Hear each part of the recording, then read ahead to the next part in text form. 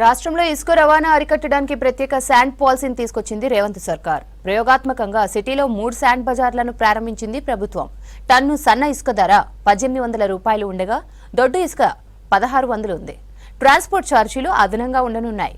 ఈ నెల 31 వరకు ఇసుక రీచ్ల దగ్గర పోలీసులు, రెవెన్యూ, మైనింగ్ అధికారులతో నిఘా ఏర్పాటు చేయనున్నారు. ఇదే అంశానికి సంబంధించి మరింత సమాచారం నరేష్ అందిస్తారు.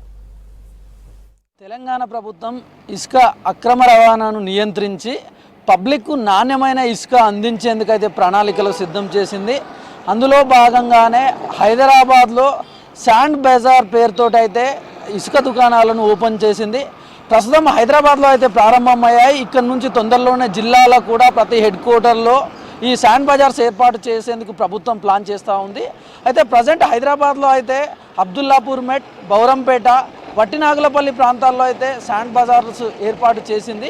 అనుకున్నట్లు వినియోగదారులకు నాణ్యమైనటువంటి ఇసుకను అందించడంలో భాగంగా అదేవిధంగా అక్రమంగా ఎవరైతే ఇసుకను తరలిస్తున్నారో దాన్ని కట్టడి చేస్తూ వినియోగదారులకు నాణ్యమైన ఇసుకను అందించేందుకైతే ప్రభుత్వం ప్లాన్ చేసింది. అందులో భాగంగానే ఇక్కడ హైదరాబాద్లోని సిటీ శివారు ప్రాంతాల్లో ఈ శాండ్ బజార్స్ ఏర్పాటు చేయడం జరిగింది.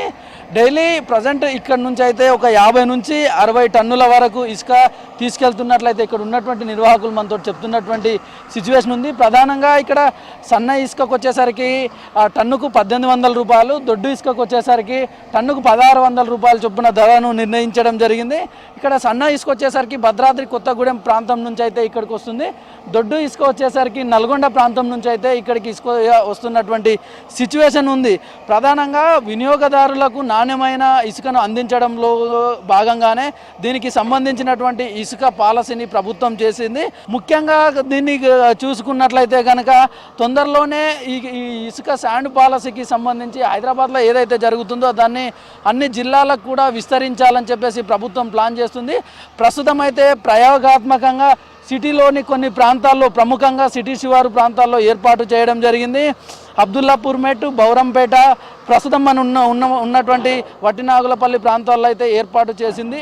తొందరలోనే ఆదిబట్ల, ఉప్పల్, పడాన్చేరు, గట్కేసర్ ప్రాంతాల్లో కూడా ఈ శాండ్ బజార్లు ఏర్పాటు చేసేందుకు ప్రభుత్వం అయితే ప్లాన్ చేస్తుంది.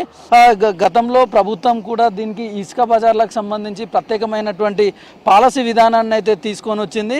దీనిపై గత కొన్ని రోజులుగా అయితే ground work CM Revanth Reddy అధ్యక్షన అయితే గ్రౌండ్ వర్క్ మైనింగ్ అధికారులతోటి సమీక్ష చేశారు. ప్రధానంగా ఇసుక రాష్ట్రంలో నిబంధనలకు విరుద్ధంగా తరలిస్తుండడంతో ప్రభుత్వ ఆదాయానికి ఒకవైపు గండిపడుతుండడంతో కూడా మరోవైపు ప్రజలు దీనిపైన ఇసుక అక్రమ రవాణా ద్వారా కూడా పెద్ద ఎత్తున ఇటు ప్రభుత్వం ప్రజల నుంచి ఆదాయం కోల్పోతుండడంతో దీనిపైన అయితే ప్రభుత్వం ఆలోచన చేసి ఒక పటిష్టమైన పాలసీ విధానాన్ని అయితే అందుబాటులోకి తీసుకొని రావడం జరిగింది.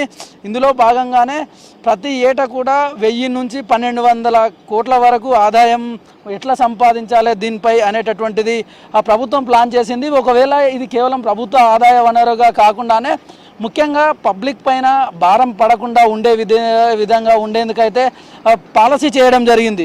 ఈ ఆర్థిక సంవత్సరానికి దాదాపు ఏటా ఆదాయంలో 10% వృద్ధి పెరిగే లక్ష్యంతో అయితే రోజుకు 1,00,000 టన్నుల ఇసుక లభ్యత ఉండే విధంగా అయితే ప్రభుత్వం ఫోకస్ చేసింది.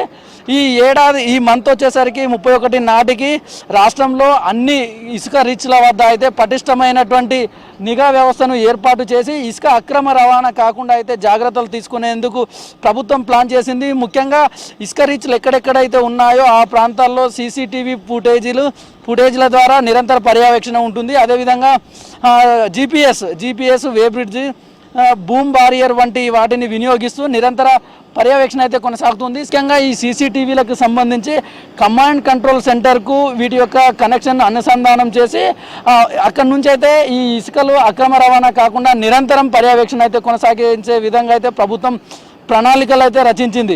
ముఖ్యంగా ఇసుక రీచ్ల దగ్గర అయితే 3 షిఫ్టుల్లో ఇక్కడ నిఘా వ్యవస్థ ఉండేటట్లు ప్రభుత్వం ప్లాన్ చేస్తుంది. ముఖ్యంగా పోలీసులు, మైనింగ్ అధికారులు అందరినీ కోఆర్డినేట్ చేస్తూ కూడా ఈ ఏరియాలో ఇసుకకు సంబంధించి ఎట్లాంటి అక్రమ రవాణా జరగకుండా అయితే ప్రభుత్వం ప్లాన్ చేస్తుంది.